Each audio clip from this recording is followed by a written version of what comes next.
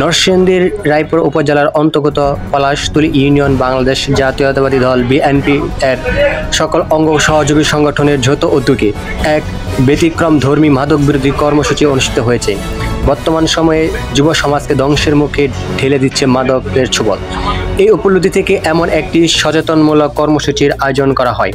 কর্মসূচিতে প্রধান অতিথি হিসেবে উপস্থিত ছিলেন রায়পুরা উপজেলার বিএনপির ভারপ্রাপ্ত সভাপতি জনাব হযরত আলী ভূঁইয়া।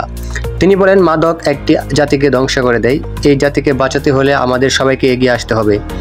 অনুষ্ঠানটির সঞ্চালনা করেন পলাশতলী ইউনিয়নের যুবদলের সদস্য সচিব জনাব বশির আহমেদ। এছাড়াও গুরুত্বপূর্ণ অতিথি হিসেবে উপস্থিত ছিলেন রায়পুরা উপজেলা মৎস্যজীবী দলের সাধারণ সম্পাদক।